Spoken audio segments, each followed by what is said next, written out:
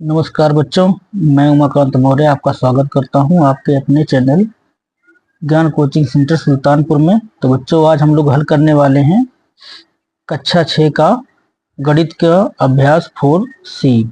तो इससे पहले बच्चों, हम जितने भी इसकी वीडियोज हैं वो सभी अपने यूट्यूब के प्लेलिस्ट पर अपलोड कर चुके हैं। जो बच्चे नए हैं वहाँ पे जाके इसको देख सकते हैं। तो चलिए बच्चों, शुरू करते हैं बिना किसी देरी के। तो आज का जो पहला क्वेश्चन है हमें यहाँ पे दिया गया है। तो पहला क्वेश्चन क्या है बच्चों, रमेश की दुकान पर मार्च से अगस्त तक बेचे गए पंखों की संख्या की सारणी दी गई है।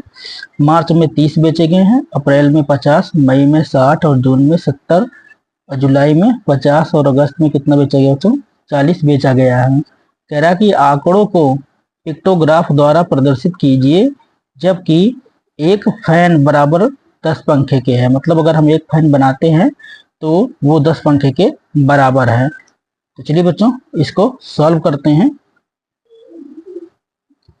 तो बच्चों, हमने यहाँ पे एक फैन तो बना रखे हैं पर फैन की तरह दिख नहीं रहा है, आप लोग इसे एडजस्ट कीजिएगा। तो हमने यहाँ पे जो पिक्टोग्राफ है इसका मैंने बना रखा है। तो यहाँ पे जैसा कि पैमाना हमें दिया गया था कि एक फैन बराबर 10 पंखे हैं। तो मार्च महीने में बच्चों 30 पंखे बेचे गए थे, तो यहाँ पे 3 फैन बना रखे हैं। और अप्रैल में 5 बेचे गए थे, 50 बेचे गए थे तो उसका 5 बनेगा। मई में 60 थे तो उसका 6 बनेगा। जून में बच्चों 70 बेचे गए थे तो उसका 7 बनेगा। और जुलाई में 50 बेचा गया था तो उसका जुलाई का 5 बनेगा। अगस्त में 40 बेचे गए थे तो उसका 4 बनेगा। तो जो यहाँ पे हमने एक एक्स्ट्रा बना दिया, 5 बना दिया। अगस्त में कितना बेचा गया है, 40 है। तो यहाँ पे एक कम होगा, इसको काट दीजिए। ठीक है, एक काट दीजिएगा। यहाँ पे केवल 4 ही दिखाना था क्योंकि अगस्त में 40 थे, तो यहाँ पे 4 रहेगा, 5वां नहीं रहेगा। अब चलते हैं बच्चों इसके क्वेश्चन पे। तो यहाँ पे ये 4 ही रहेगा, तो 4 यहाँ तक हो गया। बस यही पिक्टोग्राफ आपको बना करके दिखाना था। बच्चे हमने इसको पहले से बना रखा था क्योंकि इसमें पिक्टोग्राफ बनाने में समय लगता है। कि बनाए थे वो वीडियो जो है बहुत लंबी हो जाती है। तो बस इसके अनुसार आप देख लीजिए जितना जितना बोला गया है। मार्च में 30 बोला था तो एक पिक्टोग्राफ का कितना था, 10 फैन था तो इसके 3। अप्रैल में 50 था तो 5 बनेंगे। बस इसके हिसाब से जैसे अगस्त में 40 दिया गया है तो यहाँ पे 4 रहेंगे। चलिए बच्चों, अब क्वेश्चन नंबर हम 2 देखते हैं। आप लोग इस प्रकार से पिक्टोग्राफ बना लीजिएगा और यही इसका हल बनेगा। तो बच्चों, जो इसके प्रश्नावली 4C का जो दूसरा क्वेश्चन है, यहाँ पे हमें दिया गया है किसी सप्ताह के विभिन्न दिनों में बेची गई घड़ियों की संख्या नीचे दर्शाई गई है। तो यहाँ पे एक घड़ी का मतलब बच्चों यहाँ पे एक घड़ी ही है, एक घड़ी का एक ही घड़ी दर्शाया हुआ है। तो सोमवार को बेची गई घड़ियों की संख्या बच्चों कितनी है यहाँ पे, तो हमने सामने लिख रखा था, ये कितनी है, 6 है। मंगलवार को बेची गई घड़ियों की संख्या 8 है। बुधवार को बेची गई घड़ियों की संख्या 4 है। बृहस्पतिवार को बेची गई घड़ियों की संख्या 5 दी गई है। शुक्रवार को बेची गई घड़ियों की संख्या बच्चों 8 है। शनिवार को 4 और रविवार को बेची गई घड़ियों की संख्या 9 है। ठीक है, तो यहाँ पे ये हमें क्वेश्चन के अंदर दिया हुआ है।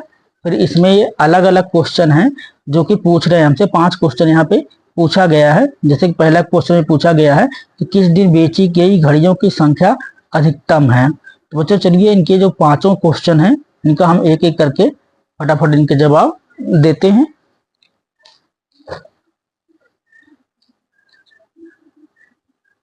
तो चलिए बच्चों, इसको सॉल्व करते हैं।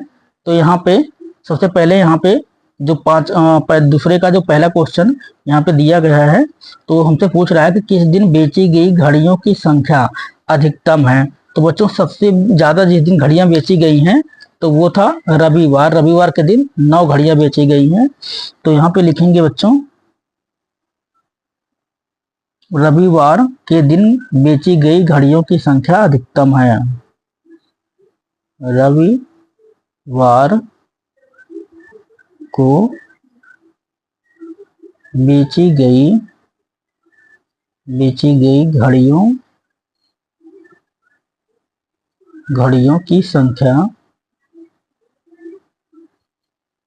की संख्या अधिकतम है।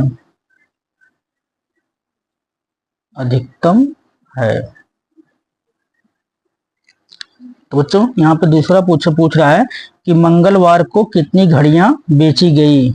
तो यहाँ पे लिखेंगे बच्चों मंगलवार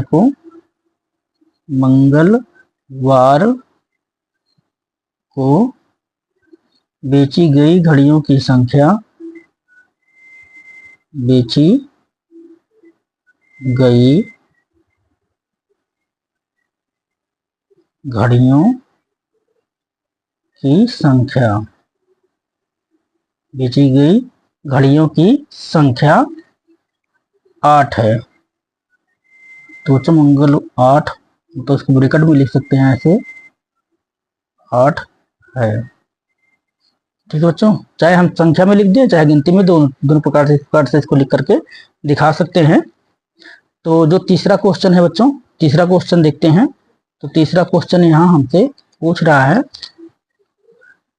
कह रहा है कि पूरे सप्ताह में कुल कितनी घड़ियां बेची गई।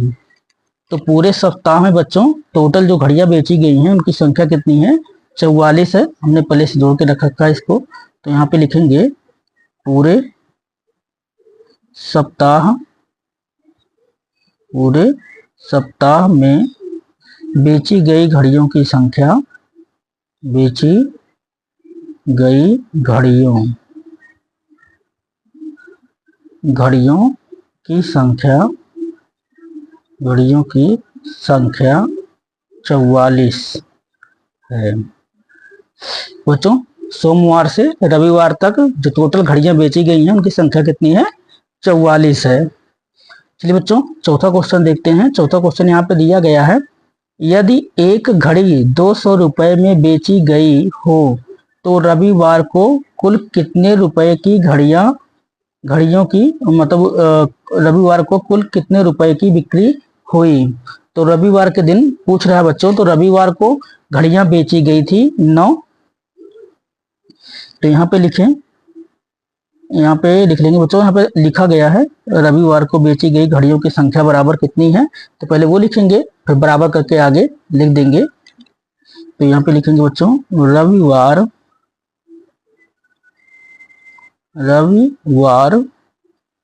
को घड़ियां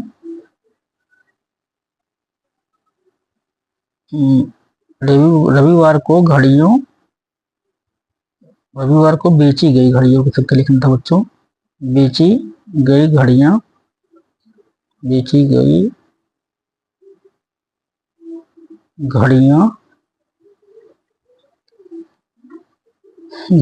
बराबर कितनी थी बच्चों, तो 9 बेची गई थी और प्रत्येक घड़ी बेची गई है 200 रुपए में। तो 9 गुणे 200 तो बच्चों कितना हो जाएगा हमारा 1800 रुपए। इसको हम इस प्रकार से लिख सकते हैं कि 1800 रुपए, ये क्या हो जाएगा, इसका आंसर हो जाएगा बच्चों। तो रविवार को 9 घड़ियां बेची गई और प्रत्येक घड़ी का दाम कितना है, 200 रुपए बोला था लगाने के लिए, तो 200 रुपए लगाए हैं तो 9 दूनी कितना हो गया, 1800 रुपए हो गए। चलिए बच्चों इसका पांचवा क्वेश्चन देखते हैं। तो पांचवा क्वेश्चन हमें दिया गया है कि किस दिन घड़ियों की बिक्री सबसे कम और कितनी हुई है। तो सबसे कम जो घड़ियों की बिक्री हुई है बच्चों वो यहाँ पे 2 दिन हुई है, 4/4 है, बुधवार और शनिवार को। तो यहाँ पे लिखेंगे बच्चों बुधवार तथा शनिवार।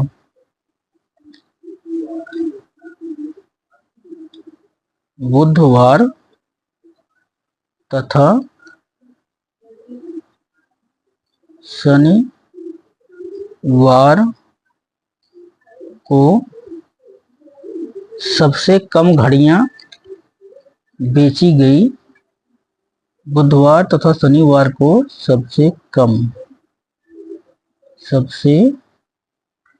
कम घड़ियां बेची गई।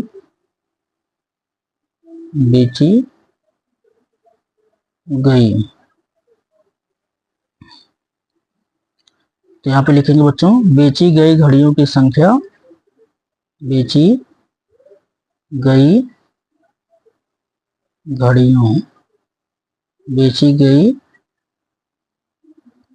क्या हो रहा है बच्चों, गलत हो रहा है, घड़ियों, बेची गई घड़ियों की संख्या, बेची गई घड़ियों की संख्या 4 है। बेची गई घड़ियों की संख्या कितनी है बच्चों? 4 है। तो ये हो जाएगा इसका आंसर। तो ऐसा है बच्चों, क्वेश्चन नंबर 1 और क्वेश्चन नंबर 2 आपको अच्छे से समझ में आ गया होगा। पहले में हमें क्रिप्टोग्राफ बनाना था और दूसरे में हमें जो क्रिप्टोग्राफ बने हुए हैं उनको देखकर इसके जवाब देने थे। तो चलिए बच्चों क्वेश्चन नंबर 3 की तरफ चलते हैं। तो चलिए बच्चों क्वेश्चन नंबर 3 देखते हैं। 3 नंबर हमें दिया गया है कि नीचे दी गई सारणी में विभिन्न खेलों में रुचि रखने वाले किसी विद्यालय के शिक्षार्थियों की संख्या दी गई है। तो जैसे बच्चों खेल यहाँ पे फुटबॉल, हॉकी, क्रिकेट और कबड्डी और शतरंज, ये हमारे 5 प्रकार के खेल हुए। तो वहाँ पे जो उनको पसंद करने वाले शिक्षार्थी थे तो उनके शिक्षार्थियों की संख्या भी यहाँ पे दी गई है। जैसे फुटबॉल को पसंद करने वाले 200 बच्चे हैं, हॉकी को पसंद करने वाले 140 बच्चे हैं, क्रिकेट को पसंद करने वाले 100 बच्चे, कबड्डी पसंद करने वाले 80 बच्चे और शतरंज पसंद करने वाले 20 बच्चे हैं। तो यहाँ बोल बच्चों से कहा गया था कि जो आंकड़े हैं, आंकड़ों को चित्र रेखा द्वारा प्रदर्शित कीजिए। और यहाँ पे संकेत दिया गया था कि एक स्टूडेंट बराबर कितने होते हैं? 20 शिक्षार्थी होते हैं। तो एक स्टूडेंट का 20 शिक्षार्थी है। तो चलिए बच्चों इसका क्रिप्टोग्राफ बनाना था, तो हमने यहाँ पे ये क्रिप्टोग्राफ ऐसे बना लिया है। तो यहाँ पे स्टूडेंट तो स्टूडेंट की तरह बने नहीं हैं, फिर भी आप लोग एडजस्ट कर लीजिएगा। तो यहाँ पे जैसे फुटबॉल पसंद करने वाले हमारे 200 लोग थे, तो अब 20 थे, तो यहाँ पे इनकी संख्या कितनी आएगी बच्चों? क्रिप्टोग्राफ के अंदर 10 बना दी जाएगी। तो 20 धाम में कितना हो जाएगा? 200 के बराबर हो जाएंगे। वैसे हॉकी पसंद करने वाले कितने थे? 140 थे, तो 20 के हिसाब से उनकी संख्या कितनी बनेगी? 7 बन जाएगी। क्रिकेट पसंद करने वाले 100 थे, तो उनके 5 क्रिप्टोग्राफ बनेंगे बच्चों। कबड्डी पसंद करने वाले हमारे 80 थे, तो उनके लिए 4, और शतरंज पसंद करने वाले 20 लोग थे, तो उनके लिए 2 क्रिप्टोग्राफ यहाँ पे बनाया जाएगा। तो आप इस तरह से क्रिप्टोग्राफ बना लीजिएगा और वही इसका क्या होगा बच्चों? हल हो जाएगा। तो चलिए बच्चों जो अगला क्वेश्चन देखते हैं। तो चौथा क्वेश्चन यहाँ पे हमें दिया गया है कि विभिन्न वर्षों में एक विद्यालय के शिक्षार्थियों की कुल संख्या निम्नलिखित सारणी द्वारा प्रदर्शित की गई है। तो यहाँ पे वर्ष दिया हुआ है। जैसे वर्ष 2000 में शिक्षार्थियों की संख्या 400 थी। तो बच्चों चौथे क्वेश्चन के अंदर यहाँ पे वर्ष दिया गया है और वर्ष में जो हमारे शिक्षार्थी थे कुल, उनकी सरणी मतलब उनकी संख्या यहाँ पे दी गई है। तो 2000 में 400 हैं, 2002 में 500, 2004 में 700, 2006 में 600 और 2008 में 800। तो यहाँ पे संकेत बच्चों हमें दिया गया है कि एक स्टूडेंट का हमें कितना दिया गया है? 100 शिक्षार्थी के बराबर यहाँ पे संकेत में हमें दिया गया। तो इसका हमें पहले पिक्टोग्राफ बनाना था।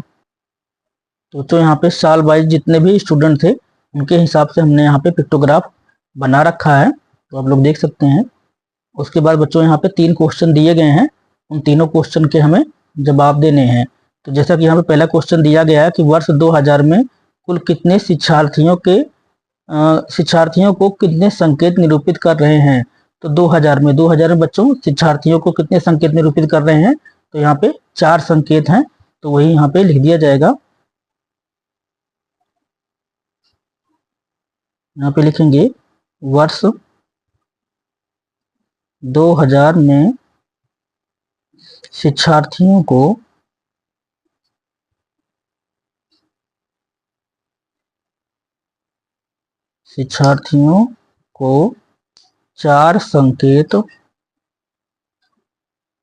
4 संकेत निरूपित कर रहे हैं।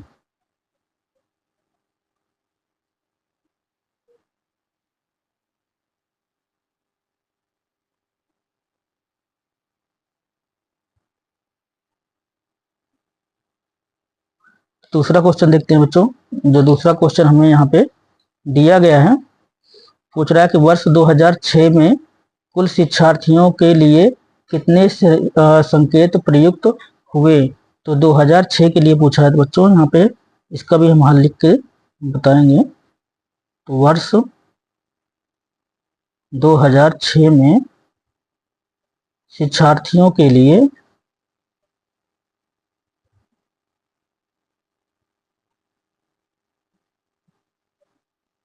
शिक्षार्थियों के लिए। तो बच्चों यहाँ पे कितने हैं, 6 संकेत हैं। यहाँ पे लिख देंगे 6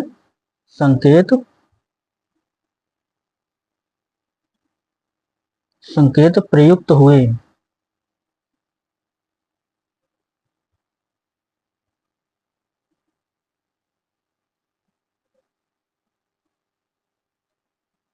तो बच्चों यहाँ पे कह रहा है कि यदि संकेत एक एक स्टूडेंट का 50 अगर शिक्षार्थी माना जाए, तो कह रहा है कि बच्चों इनके जो अलग से हमें एक और चित्र रेखा बना करके बताइए। वहां पे जैसे अभी हमने यहाँ पे जब ये पिक्टोग्राफ यहाँ पे बनाया था, तो हमने क्या माना था, एक शिक्षार्थी का मतलब एक स्टूडेंट का 100 माना था।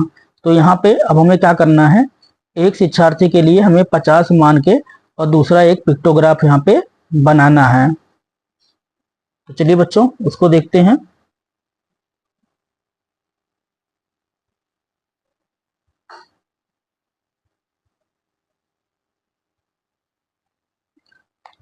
तो आशा है बच्चों आपको सारे क्वेश्चन अच्छी तरह समझ में आ गए होंगे। तो बच्चों अगर आपको वीडियो अच्छा लगा है तो लाइक करिएगा, शेयर करिए, अपने दोस्तों तक ज़्यादा से ज़्यादा शेयर करिए इसे, ताकि उनकी पढ़ाई में मदद हो सके। फिर मिलेंगे बच्चों अगली वीडियो में, तब तक के लिए शुभकामनाएं।